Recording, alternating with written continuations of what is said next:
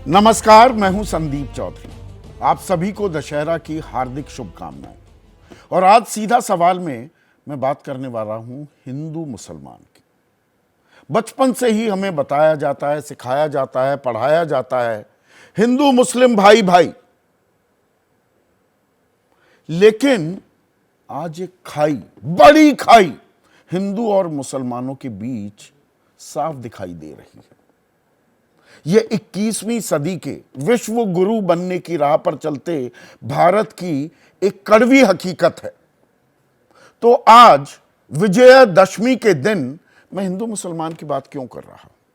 दरअसल आज इसी मौके पर सरसंघचालक मोहन भागवत ने संबोधन दिया और कुछ अहम बातें कही। मोहन भागवत बोले कि एक देश में रहने वाले इतने पराये कैसे हुए, कटुता कैसे आई, इससे निकलना होगा। बिना लार लपेट के उन्होंने ये बात कही है। अपने ही देश में हमने कुछ लोगों को पराया बना दिया है या पराया वो महसूस करने लगे हैं। अपने ही लोगों के साथ रहेंगे, अपनी ही कॉलोनी में, अपने ही इलाके में घुलना मिलना, वो गंगा जमनी तहजीब, वो क्या किताबी बातें रह गई हैं। मोहन भागवत ने कहा कि आपस में विवाद हो सकता है, और विवाद होता है, हर घर में होता है। भाई रसोई में बासन होंगे, बिल्कुल देसी भाषा का इस्तेमाल कर रहा हूं, तो वे खड़केंगे, आवाज तो आएगी ना। लेकिन अपनेपन को बनाकर रखना होगा। विवाद हो सकते हैं, अविवेक असंतुलन नहीं होना चाहिए, दिमाग ठंडा रखकर चलना पड़ेगा। पर दिमाग ठंडा कहां है? दिमाग तो सबका गर्म हो रखा है। आजकल हमारे भगवान भी रौद्र रूप में दिखने लगे हैं। तो इंसान की तो फिर फितरत ही क्या, हम तो नाचीज हैं। ये अपनेपन की पुकार है, जिसे सुनाई देगी उसी का भला होगा। जो फिर भी नहीं सुनेंगे उनका क्या होगा ये पता भी नहीं लगेगा। अब किसे संबोधित कर रहे हैं? सरसंघचालक आम जनता को बोल रहे हैं, राजनीतिक जमात को बोल रहे हैं, राजनीतिक जमात में भी विपक्ष को बोल रहे हैं या सत्ता पक्ष को। हम सबके पूर्वज समान हैं, पुरानी बातें भूल गए, इसीलिए अलग मान रहे हैं कि खून तो एक ही है हमारा, हमारी बोली एक, हमारा खाना एक, हमारा रहन सहन एक। फिर इतनी दीवारें क्यों? सहन करना होगा, उकसावे में नहीं आना होगा, जुबान पर लगाम लगानी होगी। पर जुबान पर लगाम कहां लग रही है? ये तो जो आग जल रही है उसमें और घी डाला जाता है बेलगाम जुबान के चलते। वो संसद से लेकर सड़क तक, अब तो संसद में भी सड़क की भाषा का इस्तेमाल होने लगा है, और ये दोनों तरफ से होता है। उसके उदाहरण भी मैं आपको दूंगा। विक्टिमहुड की मानसिकता से काम नहीं चलेगा, हमें सबका भला करना होगा। अब विक्टिमहुड कि भाई परेशान मुझे ही किया जा रहा है, क्या ये मुसलमान विक्टिमहुड का कार्ड खेल रहे हैं? या बहुसंख्यक हिंदू भी कि इन्होंने बहुत दिनों तक हमें सताया, संसाधनों पर जी पहला हक रखा, इनकी बातों की सुनवाई ज्यादा हुई, छद्म धर्मनिरपेक्षता के चलते सब अपनी बात को, अपने हितों को, अपनी मानसिकता को, अपने विचारों को अपने चश्मे से देख रहे हैं। यह नहीं मानना है कि लड़ाई चल रही थी और अब सीज फायर हो गया है। अब ये नुआंस है। क्या कहना चाह रहे हैं मोहन भागवत? कि जी लड़ाई चल रही थी, ये नहीं मानना मतलब लड़ाई नहीं थी या दरअसल थी, और अब फिर से सामाजिक ताना बाना जोड़ने की ये कवायद है क्या? टाइमिंग पर इसीलिए बहुत सवाल भी उठेंगे। Timing is of utmost importance. ये किसी के स्वार्थ या पार्टी की पुकार नहीं है, ना ही इमेज ठंडा करने की एक्सरसाइज। ये किसी के स्वार्थ या पार्टी की पुकार नहीं है, यानी कि एक सांस्कृतिक संगठन के सर्वा होने के नाते अपने विचार रख रहे हैं क्या? साथ में कह रहे हैं कि चुनाव में किसी के उकसावे में आकर आप वोट मत डालिए, जिसने काम अच्छा किया है वैसा ही उसके साथ व्यवहार कीजिए, उसी तरह से वोट डालिए। पर हम चुनावी मौसम में तो हैं। अगले महीने 5 राज्यों में विधानसभा चुनाव होने हैं। 3 दिसंबर को नतीजे आ जाएंगे। उसके बाद 2024 के लोकसभा चुनाव भी होने हैं। तो यह देश को जोड़ने की सलाह है, या जो ये 80-20 का नैरेटिव देश में चल पड़ा है, उसका एक डर भी है कहीं ना कहीं कि एक तरफ पूरी 20% मुस्लिम वोट बैंक की लामबंदी ना हो जाए। बकौल इतिहासकार KM अशरफ, यह मजहब की सियासी दुकानदारी चल रही है क्या? और इसी से थोड़े आहत हैं। मोहन भागवत आगाह कर रहे हैं क्या कि भाई गोरों ने भी किया, फूट डालो, राज करो। और अगर फूट डालेंगे तो देश विश्व गुरु कैसे बन पाएगा? यह अपने आप में एक बड़ा सवाल है। अगर सामाजिक अस्थिरता रही तो देश विश्व गुरु कैसे बनेगा? उन्होंने कहा कि कुछ लोग नहीं चाहते कि भारत खड़ा हो, वो सामाजिक एकता तोड़ने की कोशिश कर रहे हैं। एक दूसरे के प्रति अविश्वास खत्म होना चाहिए। समाज को बांटने की राजनीति रीति बन गई है। किसने बनाई, इस बारे में खुलासा नहीं किया है सरसंघ चालक ने। हमें उकसावे में आकर मतदान नहीं करना है। पर उकसावा तो होता है, और जब मैं कह रहा हूं कि दोनों तरफ से होता है तो उसकी एक वानगी आपके सामने मैं पेश कर देता हूं। बात बात पर पाकिस्तान चले जाओ, चुनाव को भारत पाकिस्तान का मैच बता दिया जाता है। 80-20 तो होता ही होता है। हिमंता बिस्वा शर्मा कहते हैं महंगाई बढ़ाने वालों में सबसे ज्यादा मुसलमान महंगाई बढ़ा रहे हैं। तो स्वामी प्रसाद मौर्य, पलट तस्वीर देखिए, हिंदू कोई धर्म नहीं, केवल धोखा है।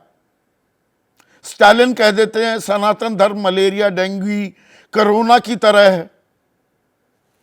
तो उधर रमेश बिधूड़ी ने संसद में जो क्या क्या शब्द इस्तेमाल किए मैं कर चुका हूं। बहुत से लोग उसे ही अंतिम सत्य मान रहे हैं कि जैसे मैंने बोल दिया था। मैं दोहरा रहा था कि सड़क की भाषा संसद में भी किस तरह से बोले जाने लगी है। कमल का बटन दबाओ तभी ये गद्दार मरेंगे, ये केंद्रीय मंत्री गिरिराज सिंह कह रहे हैं। बस फेहरिस्त बहुत लंबी है, पर इससे देश का भला होगा क्या? और यह देश के भले की सोच है या राजनीतिक भला अभी सर्वोपरि है, क्योंकि चुनाव सर पर है। ऐसे में आज का सीधा सवाल, बिना लार लपेट हम ये सवाल आपके सामने रख रहे हैं। किसने बनाया अपनों को पराया? और हिंदू मुस्लिम भाई भाई फिर क्यों अविश्वास की खाई? और मैंने किसी राजनीतिक दल के किसी नुमाइंदे को नहीं बुलाया है। ये आग भड़काने का कोई शौक नहीं है मेरा। इसीलिए देश के नामी गिरामी पत्रकार, उनको न्योता दिया है विश्लेषण करने के लिए। स्टूडियो में मेरे साथ जाने माने राजनीतिक विश्लेषक अभय दुबे हैं और विजय त्रिवेदी वरिष्ठ पत्रकार हैं। अभिज्ञान प्रकाश किसी परिचय के मोहताज नहीं है, वरिष्ठ पत्रकार जावेद अंसारी, और इस पैनल में सबसे तजुर्बेकार, सबसे वरिष्ठ राहुल देव भी इस चर्चा में जुड़ चुके हैं। राहुल देव, नाम नहीं लिया है मोहन भागवत ने, पर वो कह रहे हैं कि ये अपनों को जो पराया बनाया जा रहा है ये ठीक नहीं है। तो ये किसने बनाया अपनों को पराया? या ये परंपरा, ये सिलसिला चल रहा था और अब ये और व्यापक होता दिख रहा है? बड़ा आज का भाषण उनका छायावादी किस्म का रहा संदीप। और उसमें बहुत सारे प्रश्न उठते हैं, उनमें से एक आपका ये बहुत महत्वपूर्ण प्रश्न भी है कि ये जो आज स्थिति हुई है इसको किसने बनाया, कौन जिम्मेदार है। तो अपनों को पराया बनाने वाली बातें तो दोनों ओर से हुई हैं। अ, ऐसा कौन तो ये मुझे मेरी दिक्कत बहुत, उसमें कुछ बहुत अच्छी अच्छी बातें हैं। अ, लेकिन मेरी समस्या ये है कि भागवत जी ऊपर से बहुत ही बड़ी बड़ी बहुत वैश्विक स्तर की बातें करते हैं, एकता की, एकात्मता की, कोई पराया नहीं, विविधता, अलगाव नहीं। लेकिन जिन कारणों से ऐसे लोग, ऐसे विचारधारा जिन पर उनका सीधा प्रभाव है, जिनके जो उनके एक तरह से नेतृत्व में चलती है, उनके लोगों को कोई स्पष्ट दो टूक संदेश वो नहीं दे रहे हैं। अलगाव बढ़ाने में, अविश्वास बढ़ाने में दोनों ओर की भूमिका रही है। मैं नहीं कहूंगा कि किसी भी एक पक्ष की भूमिका रही है, चाहे वो हिंदू मुस्लिम की बात देखें हम, या सवर्ण दलित की बात देखें, या जो भी परस्पर विरोधी ध्रुव हमको दिखते हैं भारत में, उसमें दोनों ओर से काम इस तरह के हुए हैं। उसमें कम ज्यादा का अपना अपना सबकी सबकी राय हो सकती है। लेकिन पिछले कई वर्षों में, कई दशकों में जो हमने देखा है कि एक पूरे वर्ग को, और सीधे कहें तो मुसलमानों को, उनके देशभक्ति पर, उनकी राष्ट्रीयता पर, उनके यहाँ पर उनके अस्तित्व के औचित्य पर ही प्रश्न खड़े करने वाले ऐसे बहुत सारे लोग हुए हैं, पार्टियां हैं और लोग हैं, बड़े नेता हैं, राष्ट्रीय स्तर के नेता हैं, जिन पर कोई अंकुश लगा हो ऐसा हमें दिखता नहीं। वो सीधे सीधे भागवत जी, राष्ट्रीय स्वयंसेवक संघ और भाजपा के प्रभाव के में आने वाले लोग हैं, शक्तियां हैं, और चिंतन है।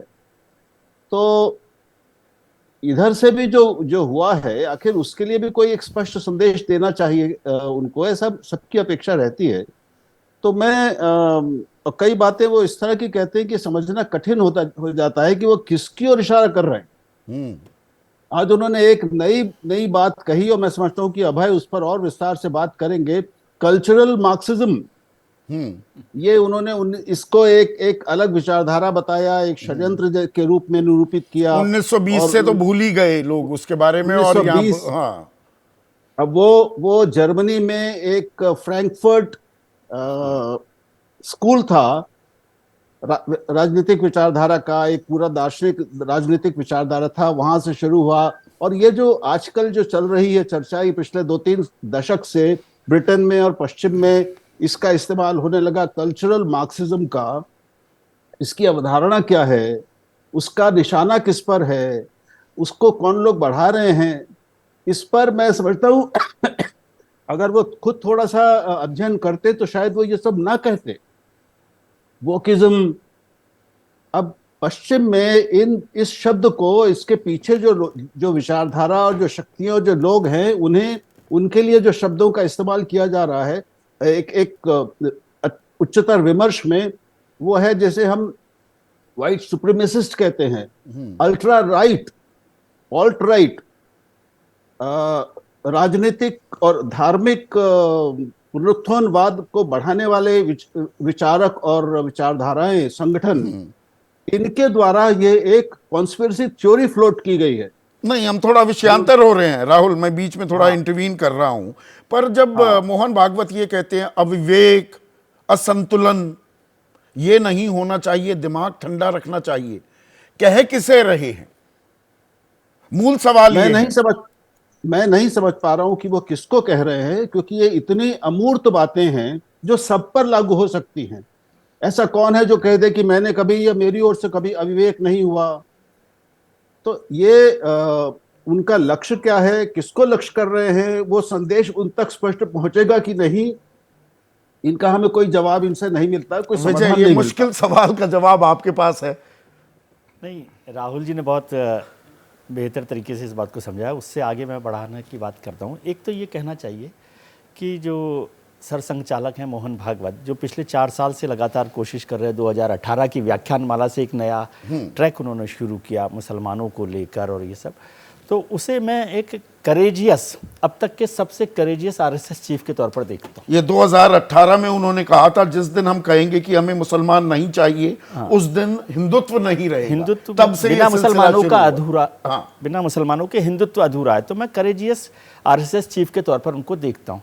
और उसी व्याख्यान माला में उन्होंने कहा था बंच ऑफ थॉट्स को लेकर, बंच ऑफ थॉट्स को लेकर बहुत विवाद रहा। बल्कि गुरुजी मेरे गोलवलकर को सहयोगी लेकर- रहे हैं, मेरे अच्छे मित्र हैं, सुकेश ने बाकायदा वो सवाल पूछा था और उसके बाद बहुत सारी बातें जिसमें गोलवलकर, हेगडेवार को कोट किया जाता था कि वो पुराना संदर्भ था, अब नया आरएसएस। नहीं, उसको रिजेक्ट कर दिया, बिल्कुल RSS ने। रिजेक्ट कर और दिया उन्होंने कहा कि अब आप गुरुजी समग्र जो उसके बाद बनाया गया है उसको चलकर देखिए, वो सामयिक है। तो ये बड़ी बात है कि जो काम किया गया, और इस काम को यदि देखें तो आरएसएस में ये जो विचार है वो बहुत पॉपुलर विचार नहीं है।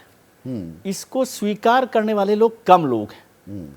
अब मैं देख रहा हूं कि लगातार आरएसएस चीफ इस बात को कर रहे हैं, पॉलिटिकल भी मकसद हो सकता है और छायावाद की बात, चुनावी जैसे- मौसम तो है चुनावी ही, मौसम तो है ही। उनका क्या कहना चुनावी- उकसावे में आकर वोट मत देना। हाँ, लेकिन तो मैं ये इसको- सलाह है या कुछ मैं बार-बार असमंजस और डर भी है? इस सवाल को समझने की कोशिश करता हूं कि आरएसएस चीफ बहुत प्रभावशाली पद है, खासतौर से आरएसएस के लोगों को मानने वालों में, लेकिन उसका असर आरएसएस के कारण, मैं सबकी बात नहीं कर रहा, अभी राहुल जी ने सबकी बात कर ली है, जिसको वो एड्रेस कर रहे हैं वो देश भर को एड्रेस कर रहे हैं, लेकिन मान लीजिए आरएसएस को ही एड्रेस कर रहे हैं, तो वो जो उनकी बातें हैं वो परकुलेट क्यों नहीं हो रही?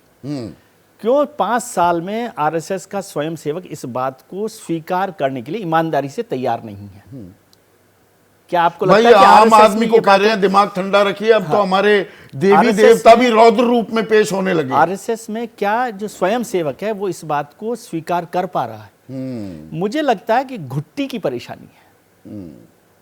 थोड़ा सा और समझाइए इसे। घुट्टी ये कि जब आप घुट्टी देते हैं, जब शाखाओं में जाते हैं, तब क्या बात होती है, या जो संघ की अनौपचारिक औपचारिक जो भी बैठकें होती हैं उसमें भी क्या यही सब बातचीत हो रही है? इसलिए आरएसएस का स्वयंसेवक भी आजकल कंफ्यूज दिखता है यदि आप मिलेंगे उनसे, क्योंकि वो सोचता है कि हमारा रास्ता तो कोई और बताया गया था, लेकिन सार्वजनिक तौर पर आरएसएस चीफ जो बात कर रहे हैं वो बिल्कुल, मैं उस बात से खारिज नहीं कर रहा, वो बहुत अच्छी बात कर रहे हैं, उस बात की जरूरत भी है। नहीं, प्रधानमंत्री मोदी भी लगातार ये बातें करते प्रधानमंत्री भी दिखाई इसकी बात दिए को हैं। कर रहे हैं। वो तो गौ रक्षकों को, वो जिसको लेकर अच्छा खासा उन्होंने बवंडर बोला हुआ कि गौ रक्षकों कि पर- 70 से 80% तो ये दरअसल असामाजिक तत्व है। और उन्होंने प्रधानमंत्री ने तो उसके- यहाँ तक कह बहुत दिया था। कड़े रुख के तौर पर उन्होंने बोला था। हाँ। लेकिन इसका एक वजह जो मुझे समझ आती है वो ये है कि ये जितनी अच्छी बातें हो रही है, उसको जो लोग नहीं मानते, क्या उसके खिलाफ कोई कार्रवाई, कोई एक्शन, कोई नाराजगी संघ की तरफ से, बीजेपी की तरफ से दिखाया गया? मान लीजिए जिन अभी बहुत सारे नेताओं का आपने जिक्र किया, क्या उनमें से किसी के खिलाफ कोई कार्रवाई हुई है? यदि आप ये कार्रवाई करते कि भाई ये अभी तो कल परसों, अभी तो रमेश बिदूड़ी का ही नहीं पता रमेश संसद बिदूड़ी- में भी क्या हो रहा है, और टोंक का प्रभारी बना दिया गया। हाँ, और राजा सिंह साहब का अभी सस्पेंशन रिवोक करके टिकट दे दिया गया। टिकट दे दिया गया है। हाँ। तो ये दोनों चीजों में फर्क है। यदि ये होता कि रमेश बिदूड़ी जी पर, मैं पर्सनल नहीं कह रहा, लेकिन कोई ऐसा आदमी जो इस तरह की बात कर रहा है उसके खिलाफ क्या कोई एक्शन लिया गया? या जो लोग इस तरह की बात कर रहे हैं, कभी लिंचिंग की बात होती है, कभी लव जिहाद की बात होती है, हर दिन कोई ना कोई बात होती है, लव जिहाद की बात भी आप करते हैं, कोई ना कोई माहौल खराब करने की बात करते हैं। और इसमें इस बात को भी जोड़ लेना चाहिए, केवल आरएसएस या हिंदू संगठनों को नहीं, दूसरे संगठन भी इसका फायदा उठाकर उसको बिल्कुल। लगातार कर रहे हैं। आज जहरीले बोल में जहरीले बोल, ओवैसी साहब- AIMIM भी पीछे नहीं, और उसमें ओवैसी साहब भी आज जो बोल रहे थे, JDU, तो कांग्रेस के नेता भी, वो सब लोग भी वो कर रहे हैं जो इसको आलोचना करते हैं। क्या वो अपने गिरेबान में झांक रहे हैं? तो मुश्किल दो है, एक तो अपने गिरेबान में झांकने की बात है कि कौन अपने गिरेबान में झांकने की कोशिश कर रहा है, और मुश्किल काम ये है कि घंटी कौन बांधेगा। घंटी कौन बांधेगा। जावेद अंसारी, जो बातें आज कही, छायावाद दिखा या दरअसल एक संदेश देने की कोशिश है, और उस संदेश में वो एड्रेस मुसलमानों को भी जो करते दिखे हैं, कुछ ढाढ़स बनता है, कुछ लगता है कि कोर्स करेक्शन है?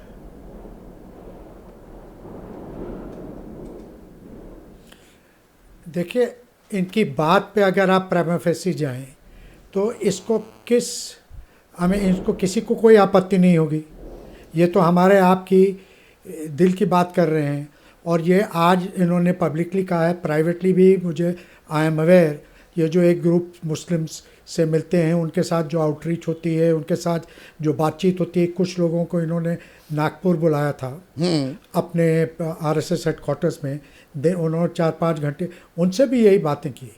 उनको ये लगता है कि भाई देखिए, a united India is a much better, stands a much better chance. और ये जो आपस में डिवीजन है, ठीक है, इससे चुनावी हो सकता है फैसला फ़ायदा हो जाए, लेकिन in the long run India के लिए, इंडिया के इंटरेस्ट में नहीं है। चाहे 5% हो, 10% हो, 16% हो, 20 करोड़ हो, इन लोगों को इग्नोर करके या परपेचुअली फर्मेंट में रख के इनको नज़रअंदाज हमेशा के लिए करके नहीं अच्छे तरीके से देश चल सकता। तो वो रीच आउट करते हैं।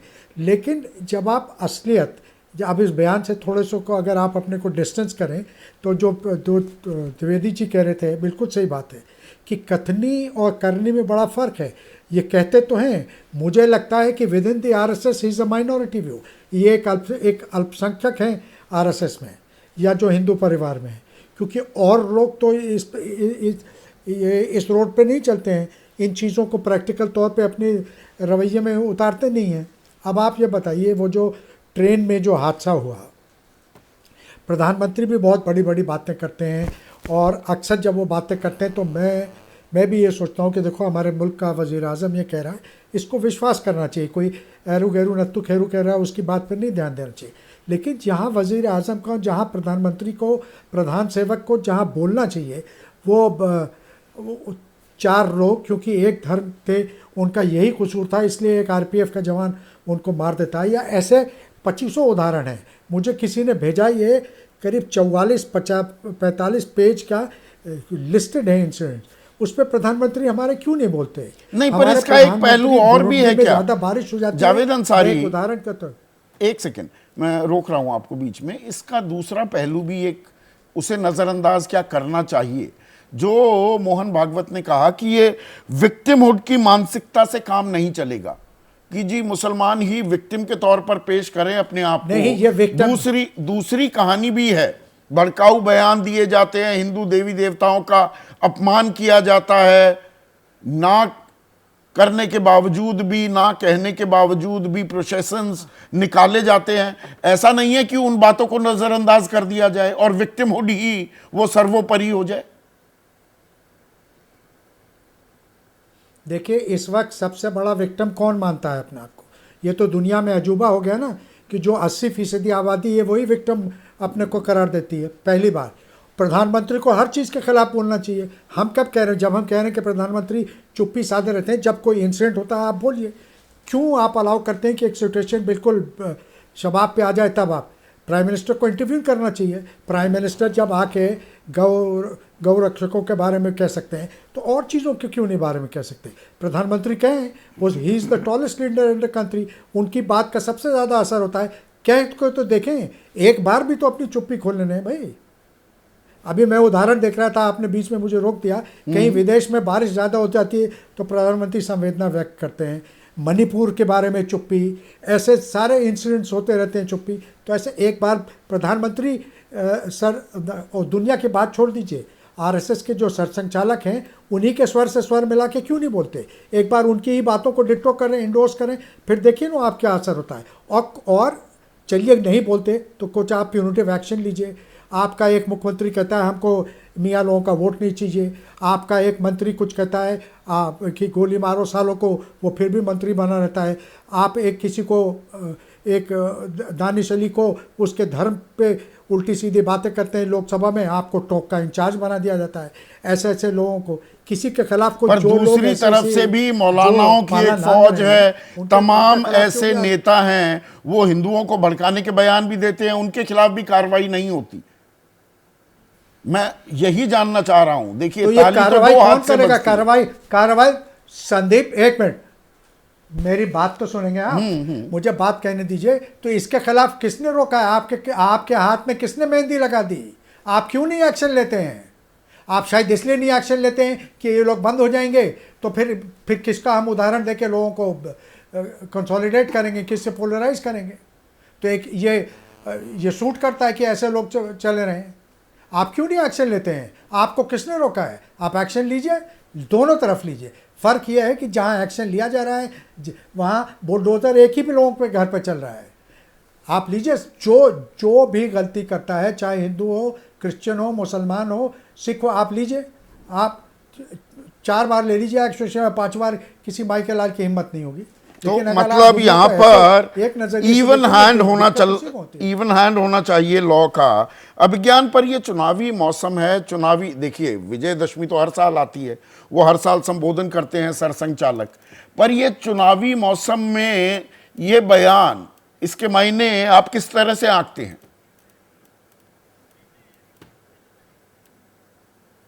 नहीं, महत्वपूर्ण है। देखिए, अभी तक मैं सबको गौर से सुन रहा था, राहुल जी को, जावेद भाई को, और विजय ने एक इंपॉर्टेंट पॉइंट रखा।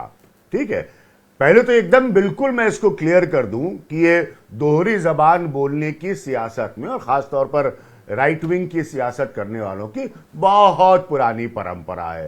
तो मैं आपके कार्यक्रम के बाद इस कि आरएसएस के चीफ ने ये कह दिया, ऐसा कतई सोचूंगा भी नहीं, क्योंकि आरएसएस के चीफ कुछ भी कह दे, जिनको उनको कहना है वो उनको कह नहीं पाते या तो बता नहीं पाते। हाँ, 2018 से वो बहुत करेजियस है, लेकिन दिक्कत ये है कि उनसे ज्यादा करेजियस वो लोग हैं जिनको उनकी बात सुननी चाहिए और सुनने में इंटरेस्टेड नहीं है, क्योंकि पहले सेट ऑफ लोग जिनको उनकी बात सुननी चाहिए वो उनकी आइडियोलॉजिकल ऑर्गेनाइजेशन का पॉलिटिकल ऑफशूट है, यानी कि Bharatiya Janata party, which is ruling the country since 2014।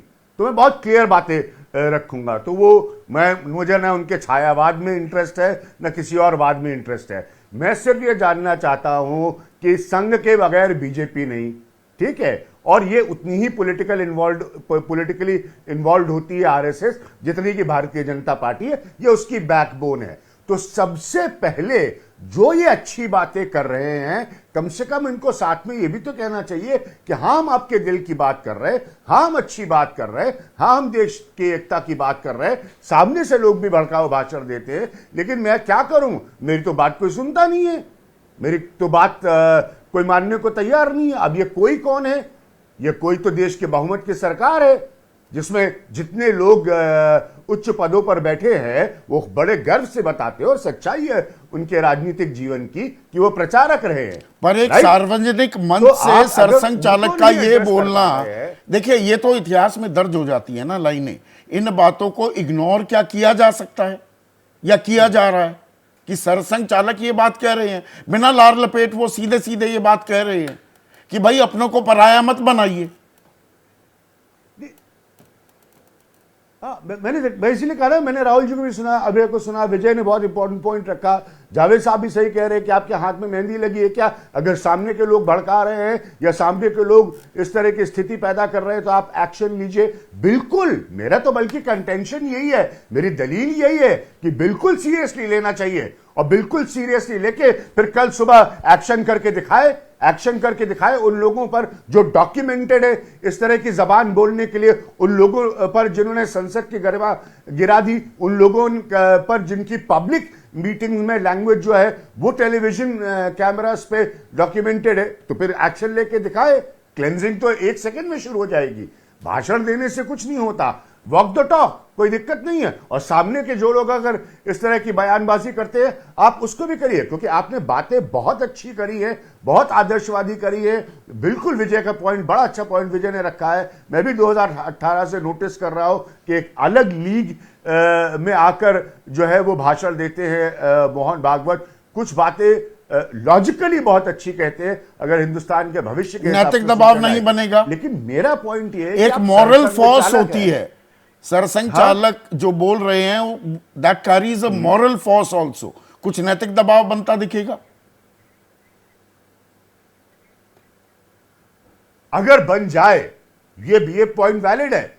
मैंने भी सालों साल आरएसएस को बहुत करीब से देखा है, बीजेपी को बहुत करीब से देखा है। अगर ये मॉरल फोर्स बन जाए, अगर ये कोई नैतिक दबाव बन जाए, तो इससे अच्छी कोई बात नहीं है। क्योंकि अगर ये नैतिक दबाव बन जाए तो अभी जो चुनाव चल रहे हैं, दूर की तो बात छोड़िए, अभी जो चुनाव चल रहे हैं उसमें सियासी जबान जो बोली जा रही है, माहौल जो क्रिएट किया जाता है, वो सब फिर बदल जाएगा।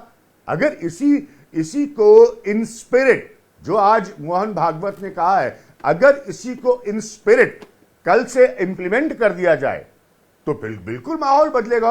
और मैं जावेद अंसारी को उस बात से पूरी तरह से साथ में खड़ा हूं कि अगर दूसरा कोई करे तो उसको भी अपना बख्शिए। कतई न समझिए कि हम ये कह रहे हैं कि नहीं, आप एक ही तरफ देखिए। लेकिन जो लोग आपके साथी हैं, जो लोग आपसे जुड़े हुए हैं, जनता क्या समझती है, जनता के विंडो में, जनता के देश के दरबार में संघ और बीजेपी एक हैं, उनके अपने क्लैरिफिकेशन वो देते रहे, वो एक अलग मसला है। ये इतिहास और ये हिंदुस्तान की हकीकत है, बहुत सालों से है। तो उनको अगर आप नहीं एड्रेस कर सकते, अगर नैतिक दबाव उनके ऊपर नहीं बन सकता पहले, तो आप बताइए किसके ऊपर दबेगा? अबे दुबे सीधा सीधा Definitely, के no doubt अशरफ जो about that. कहते थे मजहब की ये सियासी दुकानदारी पर अपनी आपत्ति, वो आहत कितने हैं उसे दर्ज करा रहे हैं क्या, कि दिमाग थोड़ा ठंडा रखिए, उकसावे में मत आइए, पराया मत बनाइए अपनों को, देश का ही नुकसान होगा। संदीप जी, मैं दोपहर के बाद से ही मोहन जी के इस वक्तव्य के बारे में सोच रहा हूँ, और हर विजयदशमी को जब वो बोलते हैं बहुत ध्यान से सुनता हूँ। और जैसा कि विजय जी ने बताया कि 2018 के बाद उन्होंने एक सिलसिला शुरू किया है, बिल्कुल ठीक कहा। लेकिन आज मुझे लगता है कि ये वाला वक्तव्य 2018 के बाद जो वक्तव्य आए उनसे थोड़ा सा अलग तरह का है। इस वक्तव्य में एक नसीहत है और इस वक्तव्य में एक आलोचना है। नसीहत अल्पसंख्यकों के लिए है, बहुसंख्यकों के लिए नहीं है। और आलोचना उन लोगों के लिए है जो कि जातिगत जनगणना के ऊपर जोर दे रहे हैं। उन्होंने बहुत होशियारी से अपनी बात कही, और उनकी जो भाषा शैली है, राहुल जी की बात से मैं सहमत हूं, वो छायावादी किस्म की है। उसका मतलब निकालने की कोशिश करनी पड़ेगी। तो मैंने अपनी कोशिश करके थोड़ी जो मतलब निकाल पाया वो ये है कि उन्होंने सारी नसीहत मुसलमानों को दी है कि आप विक्टिमहुड छोड़िए अपना, और जो आपके अपने हैं हिंदुओं को पराया मत समझिए। ऐसा नहीं हिंदुओं से उन्होंने कहा हो कि आप मुसलमानों को पराया मत समझिए। पर आजकल हिंदू भी तो विक्टिमहुड कार्ड खेल रहे हैं। नहीं, कि नहीं, वो इन्होंने बहुत वो सताया, उनके- सब ये ले गए, 1200 सब साल- मान ले 1200 गए। साल का हाँ, नहीं, मोहन जी का कहना है यहाँ पे नहीं है वो। अच्छा। वो एक डिस्कोर्स है। हाँ। लेकिन मोहन जी यहाँ पे जो मेरी समझ ये है कि जो संबोधित कर रहे हैं वो मुस्लिम समाज को संबोधित कर रहे हैं, और हिंदू समाज को जातिगत जनगणना के नाम पर प्रधानमंत्री की भाषा में बांटने का जो पाप किया जा रहा है वो मोहन जी ने अपने लिहाज से इस तरह से किया है। देखिए, इस पूरे प्रयास में चाहे वो प्रधानमंत्री करें चाहे मोहन भागवत करें, उसके केंद्र में एक प्रश्न है कि मुसलमानों की राजनीतिक निष्ठा, राष्ट्रीय नहीं, मुसलमानों की राजनीतिक निष्ठा भारतीय जनता पार्टी को कब, कैसे और किन शर्तों पर मिलेगी। नहीं, पर आप जो कह रहे हैं मुसलमानों को नसीहत ज्यादा है, जी। वो सीधा सीधा ये भी कह रहे हैं कि समाज को बांटने की राजनीति रीति बन गई है। वो है, वो यही है। देखिए, आरक्षण का प्रश्न उठाना, ओबीसी का सवाल उठाना, दलित का सवाल उठाना, अंबेडकरवाद, ये इन सारी बातों को, अंबेडकर का चित्र लगाना एक बात है, लेकिन अंबेडकरवादी विचार जो है ना, वो समाज को जिस तरह से देखता है और समाज में जिस तरीके से लोग अपनी राजनीतिक अस्मिता, राजनीतिक पहचान की खोज करते हैं, छोटी छोटी बिरादरी भी राजनीतिक पहचान की खोज कर रही है। देखिए, उन्होंने ये भी कहा है, दोपहर में मैंने सुना था, उन्होंने ये भी कहा है कि हम आपको ये देंगे, आप बदले में हमें देंगे, इससे काम नहीं चलेगा, इससे राष्ट्रीय एकता नहीं होती है। तो ये जो लेन देन, पूरा लोकतंत्र है ही लेन देन का नाम। समस्या क्या है? लोकतंत्र जो है वो गिव एंड टेक का नाम है, लोकतंत्र सौदे का नाम है। भारतीय जनता पार्टी दूसरे दलों से, दूसरे नेताओं से सौदा करती है कि नहीं करती है? पूरा एनडीए क्या है? अटल बिहारी वाजपेयी और अडवाणी के जमाने से एनडीए क्या है? हर गठजोड़ एक राजनीतिक सौदे का नाम है। और जब आप उस सौदे को मानते हैं कि इससे राष्ट्रीय एकता मजबूत होने की बजाय खंडित होती है, तब आप एक नया डिस्कोर्स लेके आते हैं कि किसी को कोई बिना आश्वासन के देश के प्रति लगातार अपनी एकता और भक्ति प्रदर्शित करते रहना चाहिए। ये सीधी सीधी बात उन लोगों के लिए है जो कि हिंदुत्ववादी बहुसंख्यकवाद है उसको प्रश्नांकित करते हैं, उसके ऊपर सवालिया निशान लगाते हैं। वहां पर ये पानी वहां पर उस जगह मरता है। मेरे ख्याल से ये वक्तव्य 2018 से जो उन्होंने वक्तव्य दिए, इसमें मुसलमानों के और हिंदुओं का डीएनए एक है वगैरह, ये सब बातें कही गई थी, इस मायने में उससे अलग है। क्योंकि इस वक्त विपक्ष की जो राजनीति हो रही है वो एक खास तरह की राजनीति है। 1990 के बाद अलग से बातचीत हो रही है, उसमें उस राजनीति में लगातार जाति के ऊपर और विभिन्न वर्णों के बीच में जो अंतर है उसके ऊपर, इन तमाम चीजों पे बहुत ज्यादा जोर दिया जा तो रहा है। ये दरअसल आईना दिखा रहे हैं क्या मोहन भागवत? बात हो रही है मोहन भागवत की, सरसंघचालक की। क्या आज दरअसल उन्होंने आईना दिखाया है? राहुल देव, आपसे शुरू कर रहा हूं, 15-15 सेकंड के जवाब चाहूंगा, बहुत कम समय। देखिए, मुझे लगता है कि एक तो उन्होंने सबको, सभी वर्गों को संबोधित करने की कोशिश की है, और इस कोशिश में ये होता ही है कि आप बहुत ज़्यादा स्पेसिफिक नहीं हो सकते। आईना भी दिखाया है, लेकिन किसको कैसा आईना दिखाया गया है, किस बात पर आईना दिखाया गया है, ये स्पष्ट नहीं हो रहा है और हम सबको भी वो ठीक से समझ में और नहीं आ रहा है। आईना उसकी क्या हम व्याख्याएं देखने हो को तैयार भी हैं, ये भी सवाल है जावेद अंसारी। जी, प्लीज छोटा अब छोटा रखिएगा।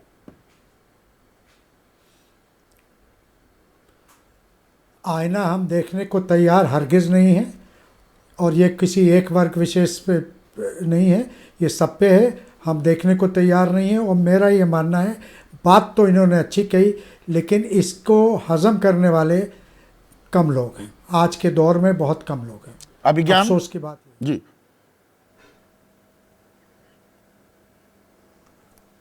बढ़िया आईना दिखाया है उन्होंने, देखने वाले इसको देखें और अनदेखा करने वाले इसको अनदेखा करें। लेकिन मैं एक पॉइंट जरूर रखूंगा कि अगर सब कुछ इतने आइडियल वर्ल्ड में तब्दील हो जाए तो फिर ये जो सारी पोलराइजेशन और इस तरह की पॉलिटिक्स होती है ये तो बदल ही जाएगी और फिर हमारा देश भी बदल जाएगा। तो आईना देखने वाले देखें, सुने, समझें, कोई दिक्कत नहीं है। अगली बार से वो और स्पष्टता बोले तो और आसानी से समझ में आएगा। ठीक है। अब है देखिए, ये मैं समझता हूँ कि जो देश का अल्पसंख्यक समुदाय है वो बहुत बड़ा है संख्या में, उसको नज़रअंदाज नहीं किया जा सकता, ये सही बात है। तो सवाल भाजपा के सामने मुख्य समस्या ये है कि वो उसको किस तरह संबोधित करे। वो तरकीब टटोल रहे हैं सब लोग बड़ी नफासत के साथ में। मोदी जी कुछ कहते हैं, मोहन भागवत बार बार बदल बदल कुछ कहते हैं, वो लगातार कोशिश चल रही है, वो कोशिश चल रही है। विजय, देखिए, anti RSS anti BJP mood रखना तो एक ठीक बात है, मॉडर्न बनने के लिए ज़रूरी है। लेकिन जो लोग दूसरे पक्ष में बैठे हैं उनकी आलोचना या उनके बारे, जैसे आज आपने भागवत साहब के बारे में बोला, उतनी सफाई से, उतनी तीखे और तलखी तरीके से हम बोले तो थोड़ा मसला सुधरेगा। लेकिन नसीहत के लिए मैं हमेशा कहता हूं कि नसीहत दूसरों को देने से काम नहीं चलता। अपना घर सुधारना है तो अपने लोगों को नसीहत दीजिए, और वो नसीहत नहीं मान रहे हैं तो उस पर एक्शन लीजिए।